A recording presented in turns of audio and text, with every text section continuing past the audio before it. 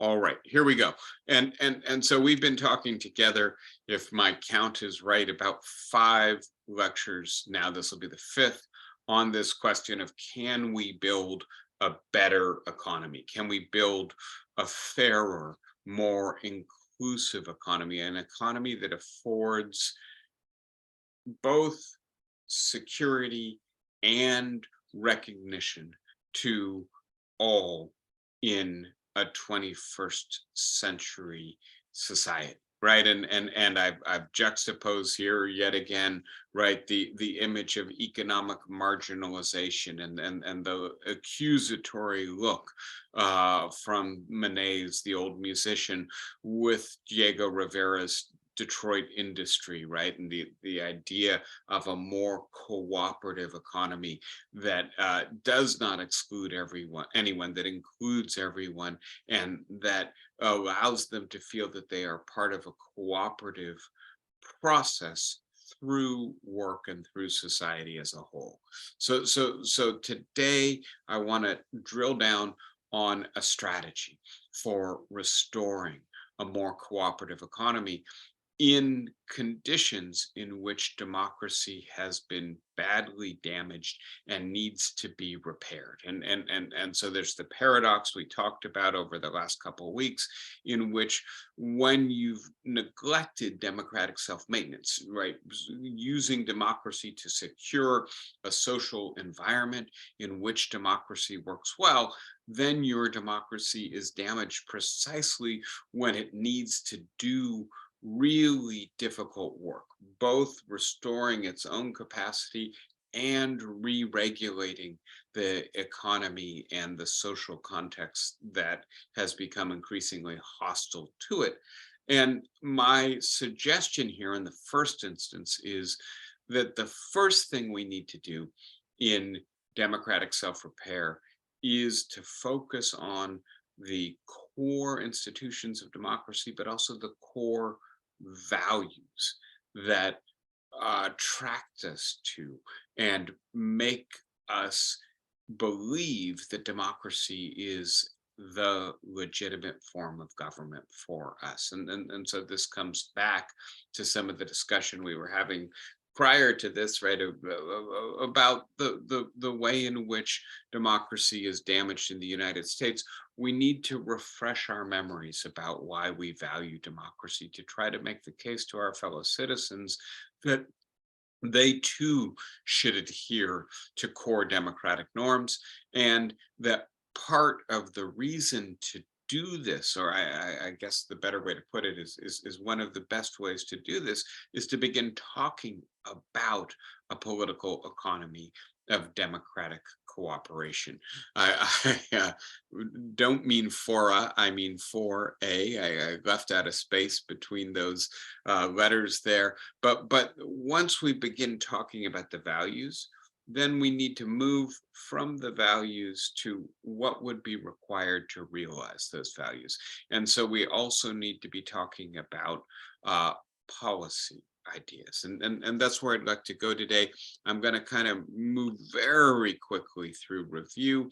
And so to just point out that I've tried to argue with you that the level of inequality, the level of precariousness, the level of despair that is being experienced in the American economy today, with roughly half our population in work that does not furnish them economic security or dignity, right? Half of our fellow citizens living on roughly $30,000 a year or less.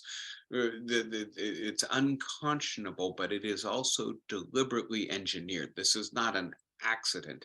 And these books show us the way in which, both through explicit statute, revisions to law around unionization, around wages, around taxes, around campaign financing, have resulted in this winner take all economy, this up or out economy, in which you reach the top 10%, in which case you're fine, or else you're really left out of wealth creation, especially if you're in the bottom 50%, and also private law, contract law, tax law, bankruptcy law, corporate law have been used to engineer a highly financialized economy with more and more assets functioning as capital.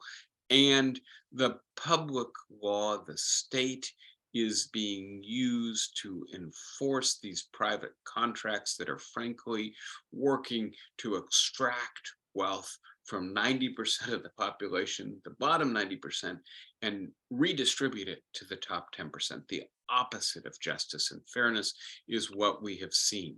That the result of this is that in the United States in the 2020s, really our society is better described as an oligarchy than a democracy. And it's not just that we can do the detailed histories of how the state and critical agencies within it have been captured by the very wealthy. It's that we can see this demonstrably in terms of who our elected officials respond to, right? The fact that they respond to the very wealthy and really do not respond to the rest of us when our preferences conflict with the very wealthy. The fact that they respond to the lobbyists who outnumber our elected officials in Washington by about 200 to 1, and the underlying social basis for the replacement of democracy with oligarchy, the way in which democracy, or the shadow of democracy, the show, what's sometimes called post-democracy, staging elections, right, is funded. And it's funded primarily by the hyper wealthy, who then have elected officials and judges, etc., who will do their bidding, even when their bidding conflicts with what the people who actually cast the votes to get them elected desire or prefer, because ultimately they know they cannot get reelected without the funding coming to them. And by the way, this may be more true for Republicans than Democrats, but I think it is equally, or at least largely true, of both parties. The staggering inequality that has resulted from this, the vulnerability, the precariousness, the despair. I don't need to go further into this, but I just want to point out this is one of the ways in which 21st century American democracy is damaged. And I'll talk again very briefly about how scarcity begets competition, how competition begets more scarcity. We have left the world of solidarity, of cooperation, and become a much more opportunistic, cold, mean society, right? And I will add to this very quickly that in a more unequal society, people tend to rationalize their privileges and their unequal share of wealth and influence by constructing identities that reflect differential statuses. We deserve what we have, and those who are left out don't. And that this further accelerates competition and lack of mutual respect and trust. This is the world we are in. I have suggested that the right way to view this world then is as a world in which democracy can no longer rely on favorable social conditions, but instead has to actively secure them. Arguably, we've been in that world for maybe 150 years at least. But our institutions and our thinking took a while to catch up to it. The first iteration, it seems to me, in the United States of really trying to fashion a favorable social environment for democracy was in the middle of the 20th century, and what we refer to as the New Deal period, and that we neglected and dismantled many of the institutions, laws, practices, and the culture ultimately that sustained democratic self-protection, that produced a favorable social environment over the last 40 years, over the neoliberal period. And so now we face the still more difficult and dilemmatic task of democratic self-repair. We no longer are simply able to protect democracy against hostile social forces. We've stopped doing that. The hostile social forces have damaged democracy.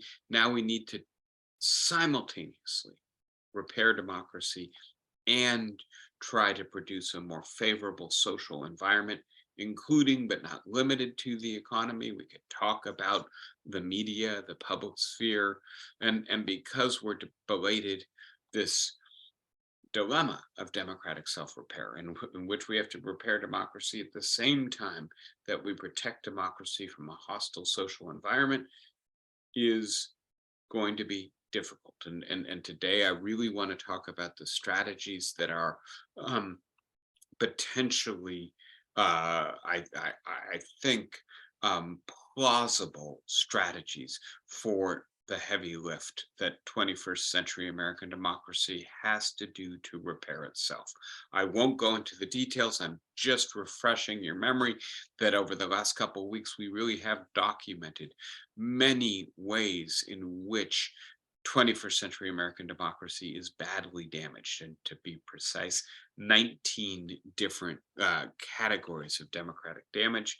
That the result of this, and again, we spoke about this at the outset, is that not just Donald Trump, not just Fox News, not just DeSantis, but one of our two main parties is increasingly moving in a direction that is hostile to democracy, unwilling to recognize the results of elections that it loses in favor instead of propagating disinformation, lies, and then suggesting to its members, its constituents, that they are right to believe disinformation, right? That the anti-establishment, anti-system, authoritarian populist tendency in the Republican Party is encouraging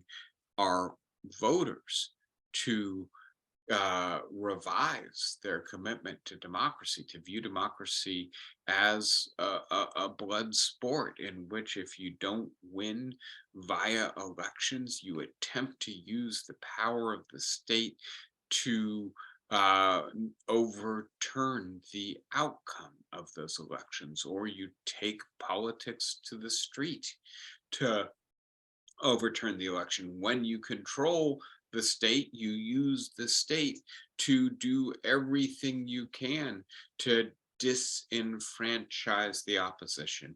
And we've talked in other contexts at length about Stephen Levitsky and Daniel Zablat, with apologies to Stephen Levitsky for misspelling his name here. The idea that in particular, conservative parties have been instrumental in the modern democratic era for the last couple hundred years in convincing people who might not otherwise be favorable to democracy to adhere to core democratic norms, like letting elections determine who is in power for the next period until the next election occurs. That when conservative parties are pro-democratic and strong, democracy is stable and reasonably flourishing. When conservative parties are either anti-democratic and weak, or I'm sorry, anti-democratic or weak, and please note that the contemporary Republican Party is increasingly both very weak and anti-democratic, that is when democracies are in peril. right? And we're seeing this in uh, the attitudes of ordinary voters, and there's a kind of mirror image or reciprocal demonization at this point, right? With many Republicans viewing Democrats as a threat to their way of life and society, many Democrats viewing Republicans as a threat to democracy, and those two amplifying each other, right? And so the public opinion research here is very clear. We're not in favorable conditions for democracy. Many of us, especially on the Republican side, are increasingly open to the idea of using force, of not adhering to the rule of law, of not relying on elections when they don't go their way. And of course, there's a lot of racial animosity thrown into the mix, which predicts to a large degree the erosion of Democratic support. All right. So, with all of that in mind, how do we go about repairing democracy in the 21st century? And my suggestion is that, among other things, we need to start with the idea of a democratic political economy. And in order to do that, we need to start thinking about values. And the reason to think about values is, I guess, threefold. On the one hand, if we start just with policy proposals, we're not going to get very far. The policy proposals I'm going to suggest to you today are quite radical. And having said that, we are not in a political moment where radical proposals have much likelihood of success on their own, right? And so if we're going to do what I think is necessary, which I think is quite ambitious, I think we have to be slow and iterative, right? We have to not just do one thing, but experiment. In many places, it has to be decentered, and it has to be repeated. What works, what doesn't work, right? We can't assume, and I think we have to be very careful, having neglected the regulation of our economy, the effort to make our economy democratic and fair and just for most of the last 50 years. We're not going to instantly strike on the right idea and just be able to implement it without difficulty. As opposed to that, we need some humility in suggesting we're going to have to figure out how this works. If you remember, FDR and the New Deal suggested the spaghetti against the wall approach. Try a bunch of different things and see what works, see what sticks, and then go with that. I think we have to do that. But in order to do that, we need to be clear about what we're trying to do. So, from a policy perspective, starting with our values, I think, is the right approach.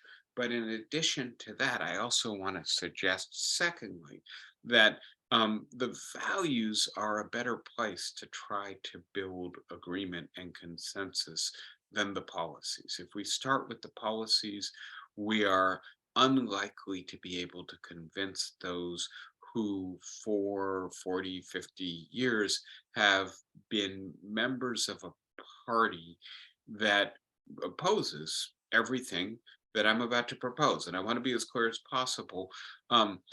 It seems in the 21st century that partisan identity is more important than policy ideas, that many people favor policies until they discover that they're the policies of the other party and not their own party. Something like this happened with Obamacare. Those ideas were quite popular when they were part of Romney Care, when it was a Republican governor in Massachusetts that was implementing them.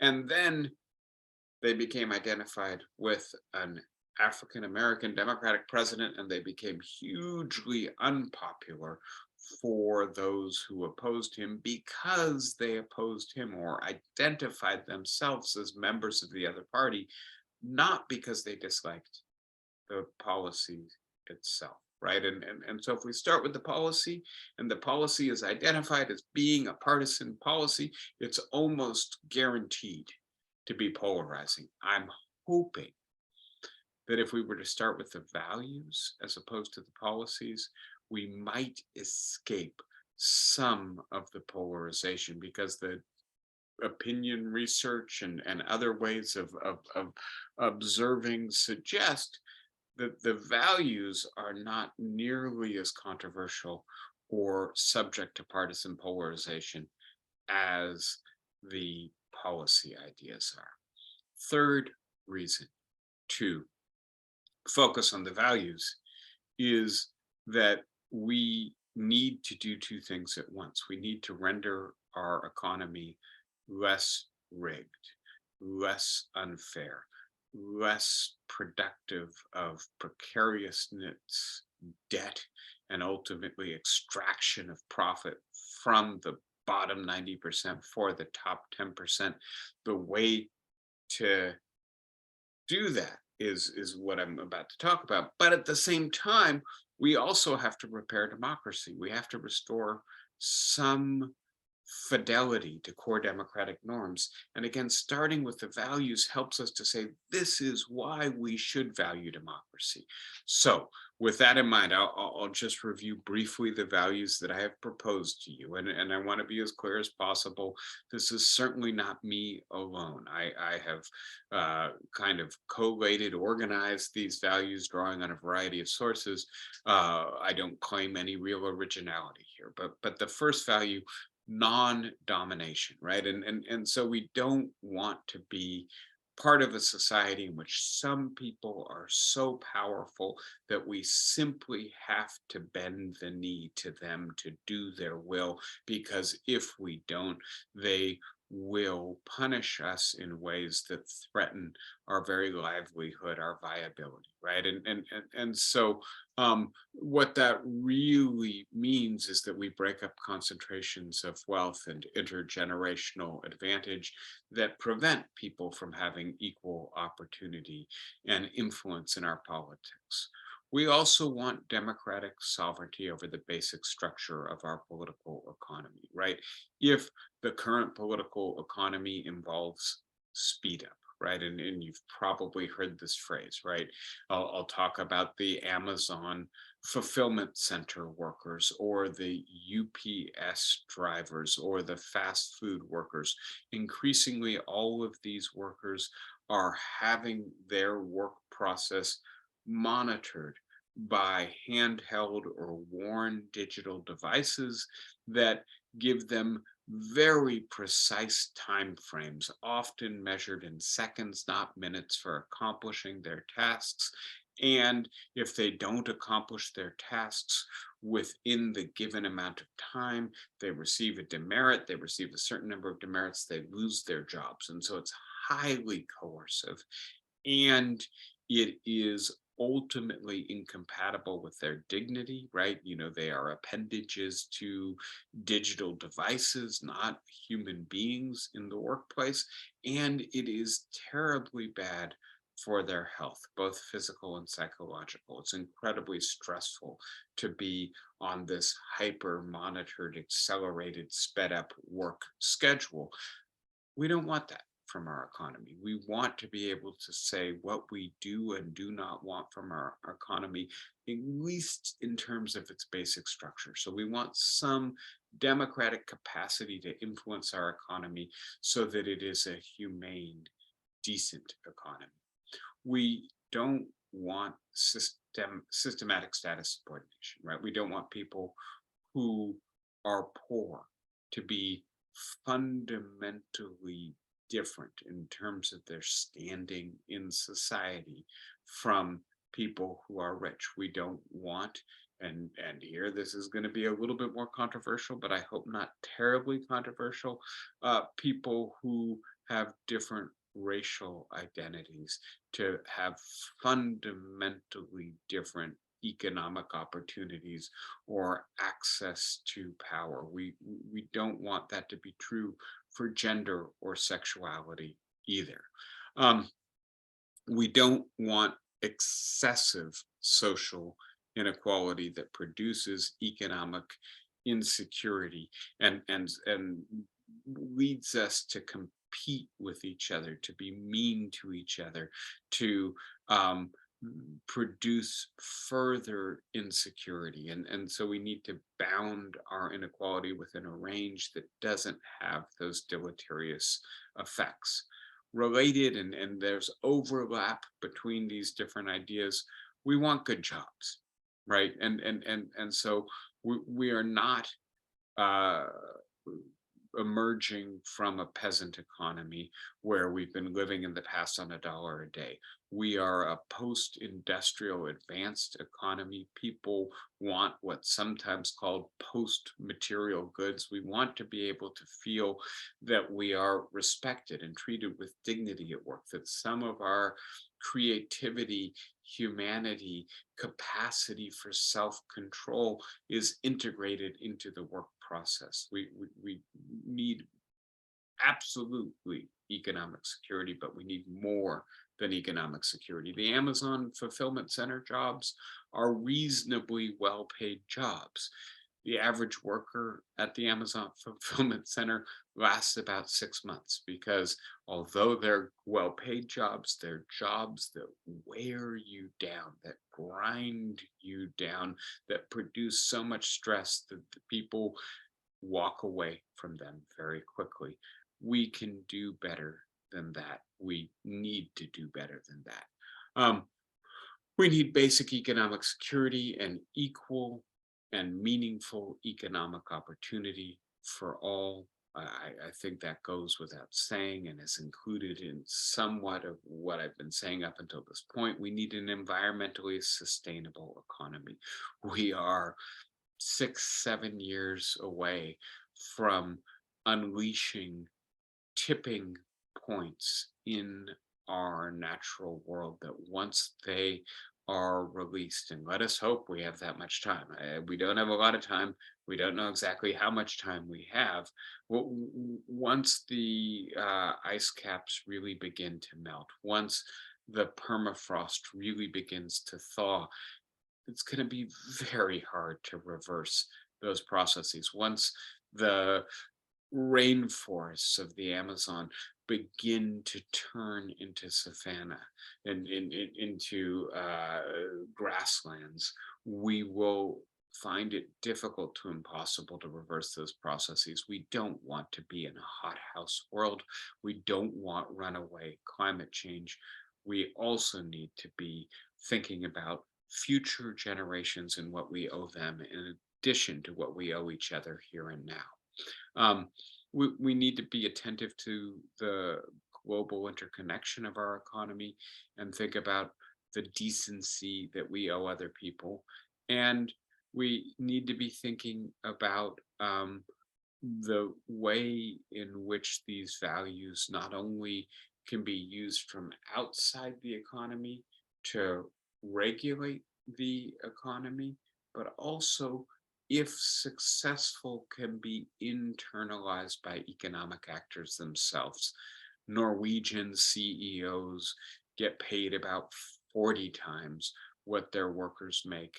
American CEOs 300 to 400 times what their workers make. Why the sharp discrepancy in the ratio of compensation? Because the Norwegian bosses know that it would be unacceptable to their workers, that in fact it's unacceptable to them. So once we start doing this, it actually modifies not only the way the economy is regulated, but the way the economy works from the inside out. So what could we do to realize those values? And I'm just putting this on the board to show you there is no scarcity of ideas here. There are hundreds of good ideas. Today, I want to focus on a few of them. And so I'm not going to go through this whole list. I want to give you a taste, an illustrative sampling of what I'm talking about. And so let me start with the guiding idea here, and that is to learn the lessons of the New Deal. We've talked about this together before. I start from Robert Putnam's, I think, really informative and important recent work on the New Deal, the upswing, and the idea. And here's what I'll take away from it without going back into all the details. First of all, that the New Deal was made possible by 50 or 70 years of prior policy experimentation, right? And not just policy experimentation, unionization, cultural work, the journalists calling attention to the working conditions in the meat packing industry, etc. Right, and so two ways of summarizing the idea that we need not just economic and political action, but also to change at the level of society and culture. One of them, to borrow from mathematics, I would call this fractal, in the sense that, right, a fractal is something that at each level, whether you're looking at the smallest or the largest, reproduces the same shape, the same pattern, the same geometry, sorry. And so the idea that we need to be pursuing the values we've just talked about, not only in national government through federal policy, but also at the level of the state and the level of the locality, the municipality, the township, and also in our own neighborhoods, not only through government, but through voluntary association, through individual action. So look to be cooperative, to embody in our economic action as individuals things that are supportive of a democratic political economy and the values that define it in each and every realm in which we act. I'm about to suggest that liberal cities should be at the vanguard of this kind of movement. If the federal government is not going to act, then I don't think the federal government is likely to act in aggressive ways anytime soon. Then progressive cities and states can and should. So fractal, occurring at multiple levels simultaneously and interbraided, right? What happens in the economy reinforces what happens in the society, and the culture makes possible new kinds of political action, which in turn reinforce all of the above, right? And so not attaching primacy to one sphere of action, but simultaneously pursuing political action, economic reform, social cohesion, cultural solidarity. So all of that, it seems to me, is lessons to be learned from the New Deal. And on the other hand, we have to learn from the faults of the New Deal, from its limits, from its problems. And I think among the things that we need to learn, and the body of scholarship that we've reviewed together helps us to see this, is that the New Deal was both inadequately inclusive. It did not work for racial minorities. It did not work for women. It did not work especially for African Americans. And therefore, when those groups sought their civil rights, they did not see themselves as aligned with the New Deal project or with a broader project of a political economy of democratic cooperation. They saw themselves much more individualistically, or in terms of their group identity, as opposed to a common project, in part because the way in which the common project of the middle of the 20th century had been articulated excluded them.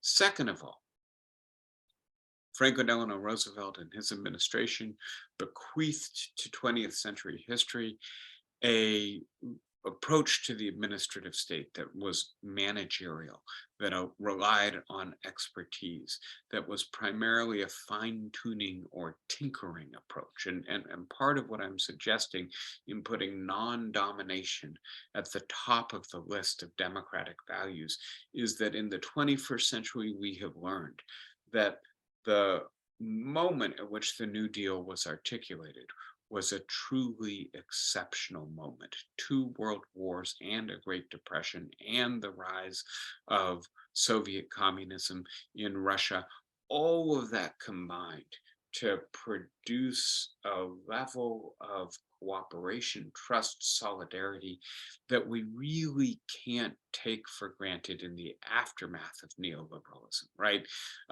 This is like a wolf having tasted human flesh, capitalists having tasted the extreme opportunities for extracting profits from the rest of us. I think are unlikely any time to go back to, oh, we're okay with that 2% annual profit, right? And so what we need to think through is how we reimagine the administrative state to make it more democratic, to make it more open, to make it less the province of expertise and managerialism and tinkering with the economy that is basically already tamed, and more open to democratic inputs from ordinary citizens and more aggressive in breaking up concentrations of income and wealth. So, with all of that in mind, um, let me not talk again so much about this because I really do want to get to the policy ideas today. But we've talked particularly, and here I am happy to acknowledge my debt to Kesabil Rahman, whose ideas I think are very good on how to democratize the administrative state. Here I'm pointing to his co-authored book on civic power at the municipal level, but also his book on democracy against domination, I think is very good. But this idea that we can open the administrative state, make it deliberately a target for civil society mobilization, for ordinary people to require that the process of devising and revising and implementing administration invite popular participation, that it serve as an avenue not for expertise but for countervailing power for ordinary people, is essential not only to having the right kind of administration to change the direction of our economy, but also essential to introducing democratic legitimacy into the administrative state. So now, first big policy idea, and it comes from Thomas Piketty, whose work we've talked about before. This is just to reintroduce the idea that Piketty suggested in this very influential book from about a decade ago, that the long history of capitalism shows a fundamental tendency to generate inequality, and that tendency is rooted in the idea that the rate of return on capital tends to be higher than the rate of overall economic growth. And for that to be the case, wages always have to tend to be lower than the rate of return on capital. And hence the rich get richer and the poor get poorer. To put it in better, more precise terms, those whose income derives primarily from returns on capital tend to do better over time than those whose income is derived from wages. And of course, the ratio varies, but it's something like 10% to 90%. 10% of the population primarily gets its income from investment, 90% primarily from work. This means that the natural tendency of a market or a capitalist economy is to greater and greater inequality unless we do something about it, right? And this then helps us to raise the question, what can we do about it?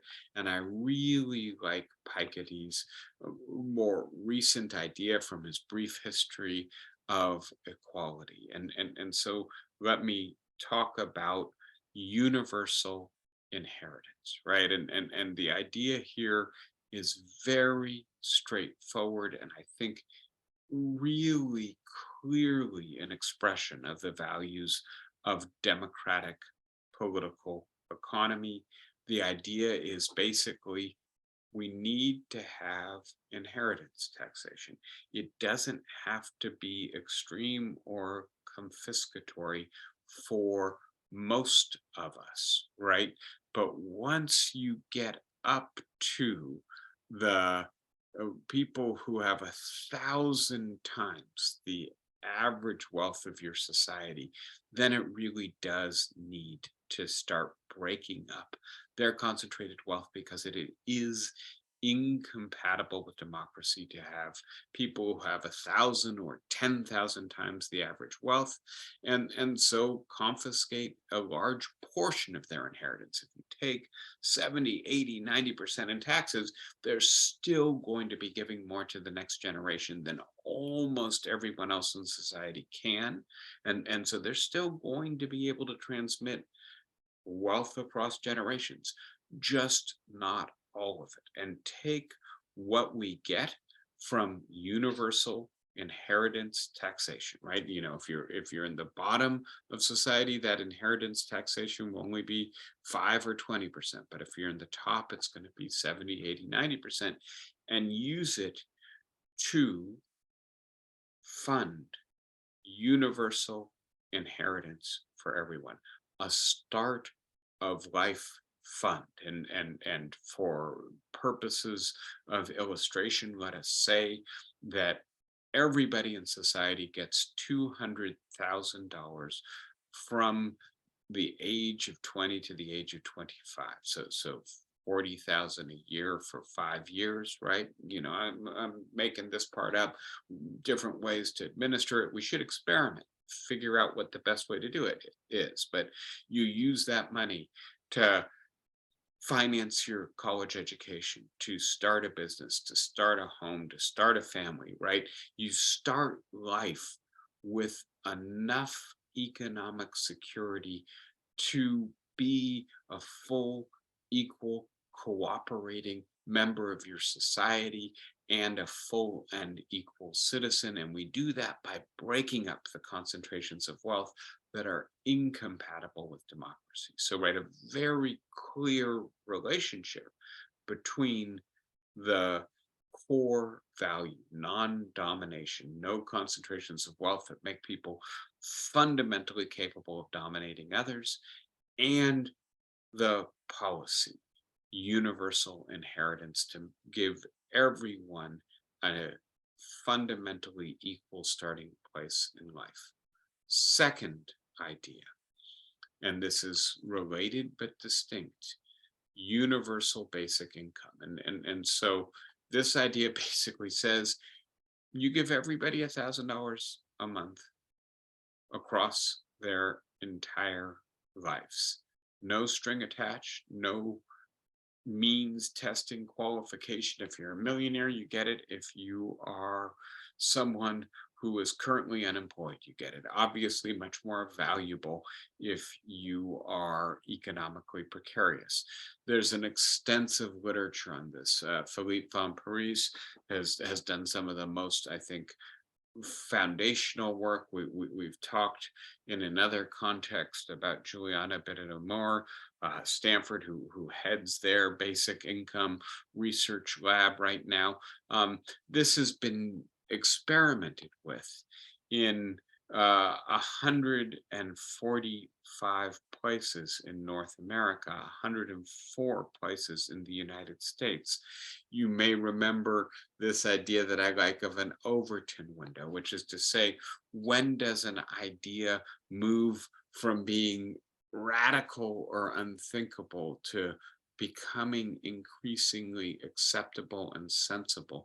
And my suggestion to you is that what we're seeing in our economy right now with globalization, automation, and increasingly artificial intelligence is that good jobs and stable income are increasingly scarce, and the forces diminishing decent jobs are going to accelerate and deepen as artificial intelligence and automation take off.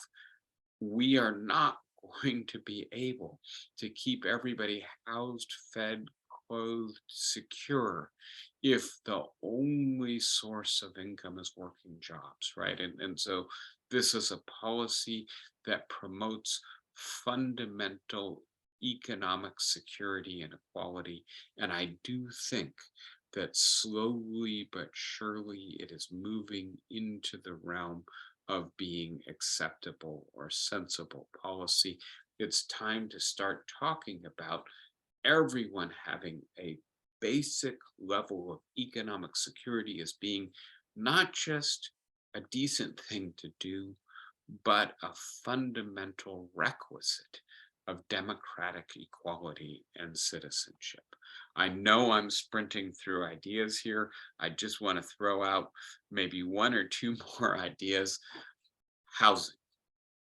You may have seen the New York Times Sunday Magazine today has an article about Vienna today. It's tomorrow's magazine. It's distributed today.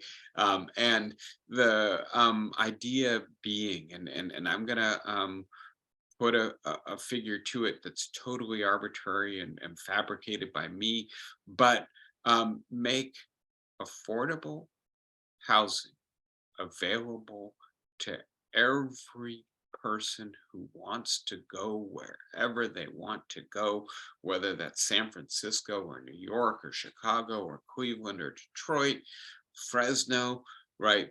For 10% of their income, right? Cap the cost of affordable public housing that is good housing, that is decent housing, that is housing in the areas where the jobs are at 10%, right? And that's going to involve building out a huge housing stock to be able to do that. It's going to involve a massive investment. And frankly, it should be cities like San Francisco and New York that are progressive liberal cities that take the lead in doing this, model this for the rest of the country. And once you're in that housing, the rate at which the housing can increase, the rent can increase, is fixed. So that pretty soon, maybe you're paying only 5% of your income for housing. Think about how much more secure Americans would be, and how we could, in a sense, finally decouple being in secure, decent housing from accumulating wealth. We wouldn't have to view buying a home as an investment so much as a place to live, to set down roots, to build community that you could stably remain in for the rest of your life.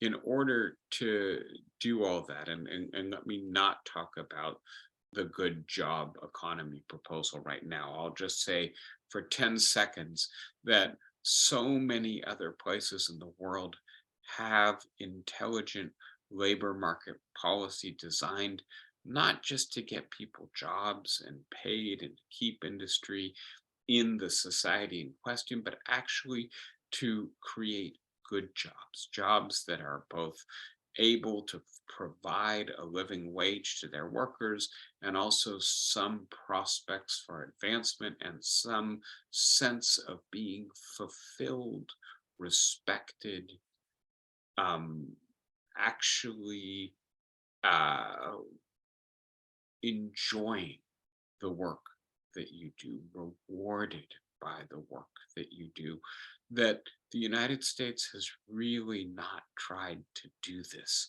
for the better part of a century.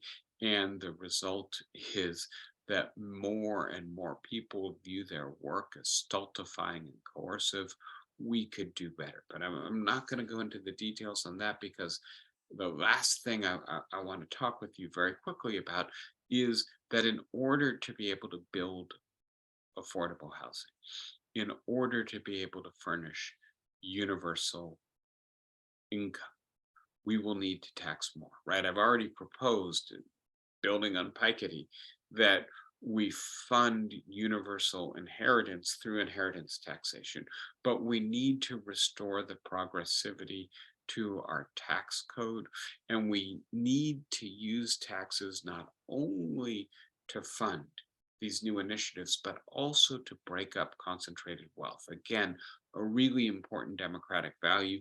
And so this means, very simply, right, undoing the drift into regression that has been characteristic of our tax code for the last 50 years, where almost everybody is paying more, right, than they were paying in the 1950s or the 1970s today, except for the wealthiest Americans, the people in the top 5% who are paying way less than they used to pay. So return our taxes to a progressive structure. That means reducing taxes on almost everybody except for the top 9 or 10%, and then also put in place a wealth tax, and different proposals for how aggressive wealth taxes should be. They should probably only be on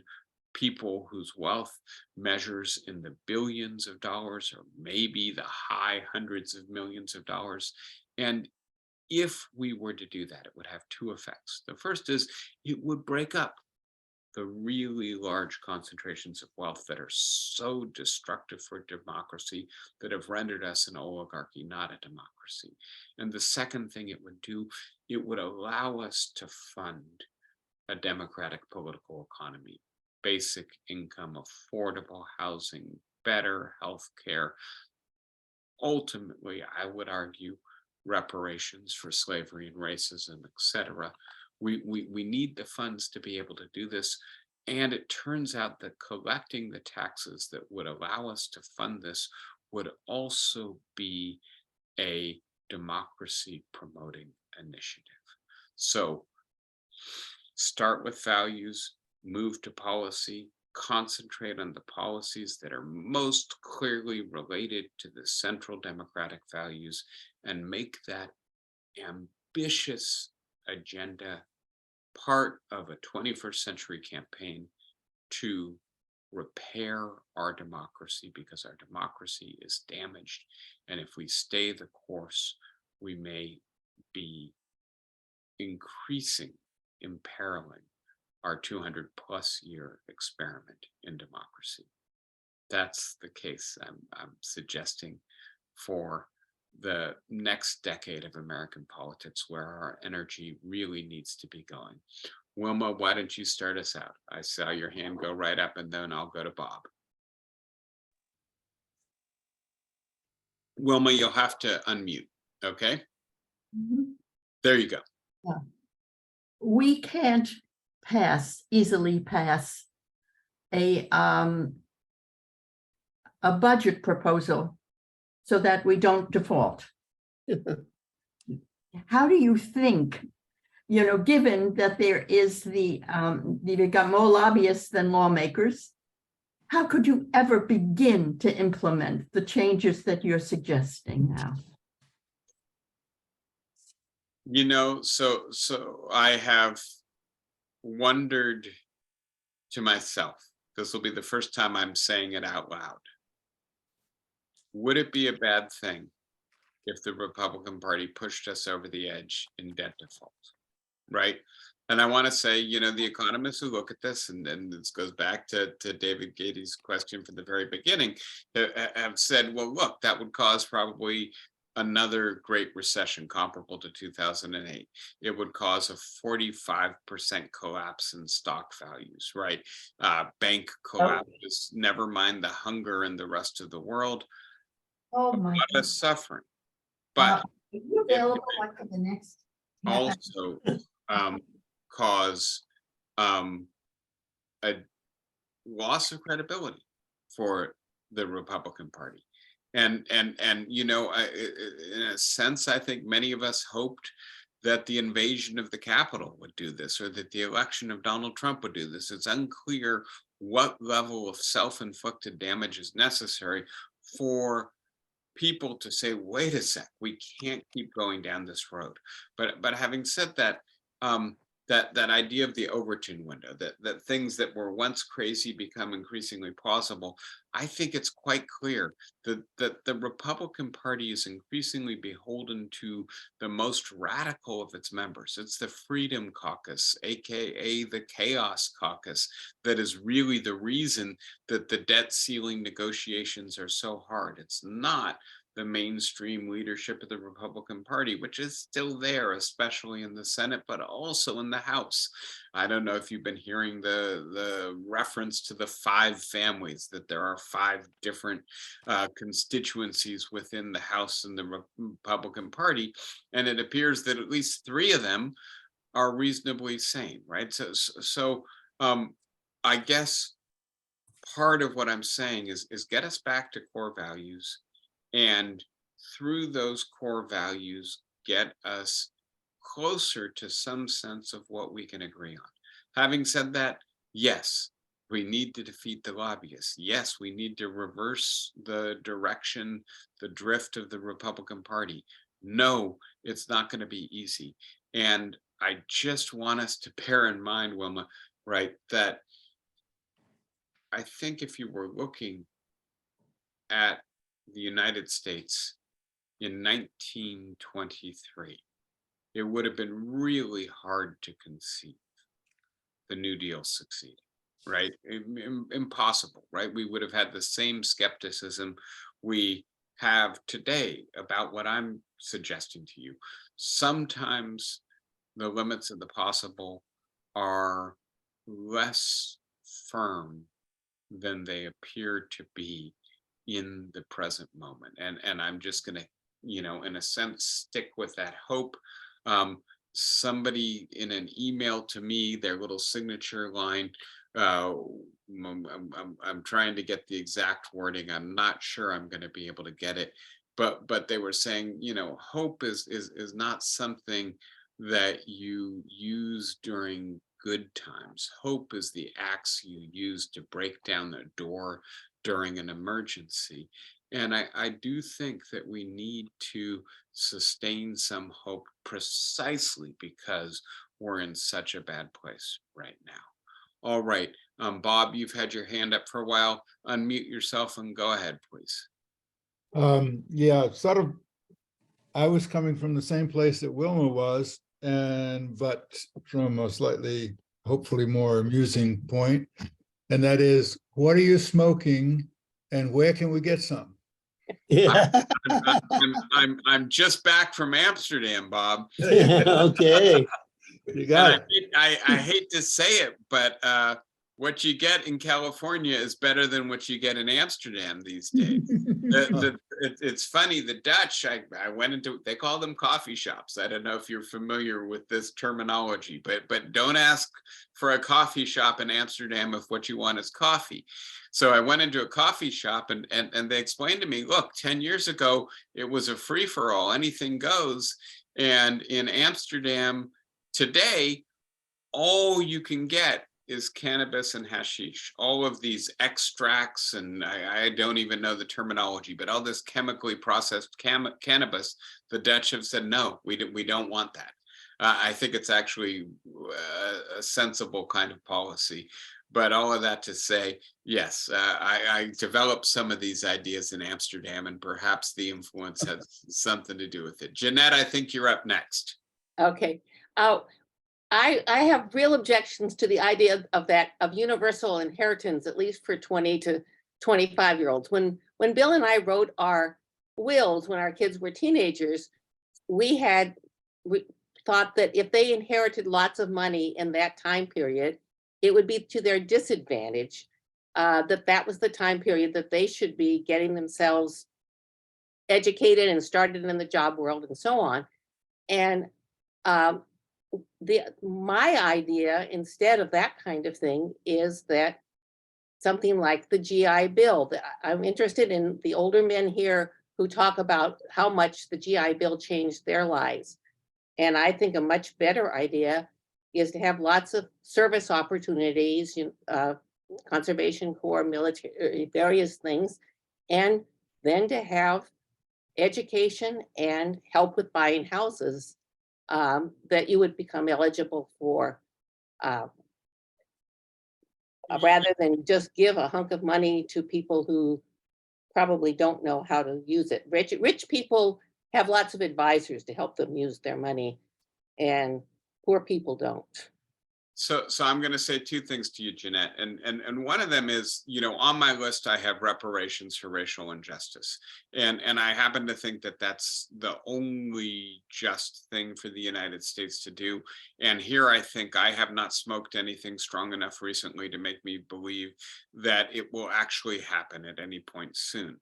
Whereas a universal policy that says this is a benefit for everyone, not just for the victims of past racial injustice, is more likely to pass. So one way to express part of the argument for universal inheritance, and I shouldn't say this out loud, right, is it's Trojan horse reparations. And I think if you look at it from the perspective of intergenerational concentrated poverty, the argument for it is a lot stronger than it might be for ordinary middle class people. Second thing I'm going to say here, and I'll go back to a personal experience of mine. I taught at Deep Springs College, which some of you are familiar with in the California high desert, kind of halfway between Oh, yeah. Yosemite and Deep Spring and Death Valley, and that's a college where the students essentially run the college. Right, they're in a majority on almost all the governing committees, but they do the cooking, they do the cleaning.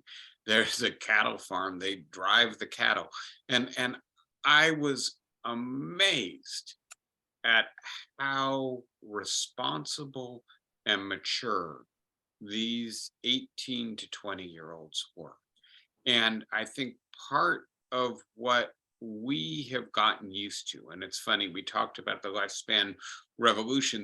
There's an idea that I didn't talk about in the context of those talks we had together, which is sometimes called lifespan deceleration, right? That when you're living 80 as opposed to 40 years, you stretch adolescence out much longer, right? You put off becoming a responsible adult until your late 20s or 30s, right? That's where most people are having children these days, if not later than that. And what Deep Springs taught me is that you actually can get more responsible behavior out of 17, 18, 19, 20-year-olds if you ask them to rise to it, right? And I think in a sense, going back to the GI Bill, part of what we know from the middle of the 20th century is that people started shouldering the responsibilities of life earlier and that they were better at it. But having said that, I want to say one last thing. My approach here, as I said, I think needs to be decentered, iterative, and experimental. We shouldn't do this for the whole country all at once, straight out of the gate. And don't get me wrong, it's not like it's very likely it would happen in that way, right? But if we could experiment with some places doing it from 20 to 25, some places doing it from 25 to 30, some places doing it perhaps in ways that put constraints on what you can do with the money, other places doing it with complete freedom to do what you want to do with the money, and see how it works in different modes. I think that would be the way to approach this.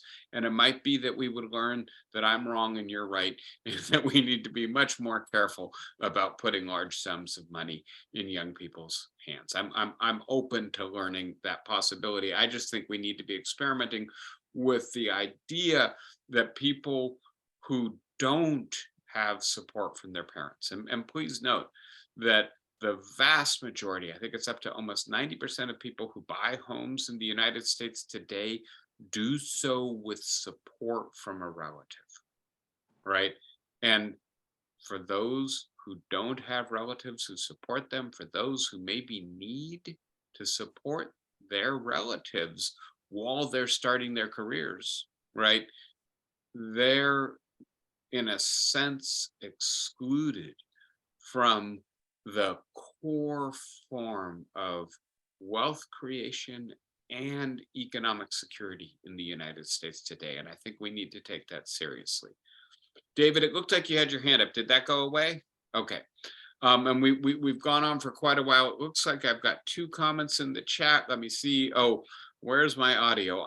Sorry, Bonnie, I didn't see that, and I don't know what happened. My guess is because most others are hearing that maybe it happened on your end and not as a systematic problem.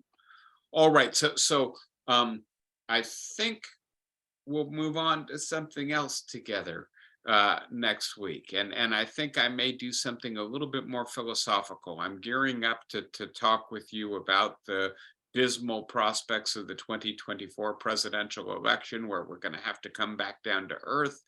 But maybe we'll take a little detour into philosophy before we do that. But wonderful being back engaged with you guys in person again. Take care, be well, enjoy the holiday weekend. I'll see you next Saturday. Thanks, everybody. Bye, Thank guys. you, David. Thank you, guys. Bye-bye.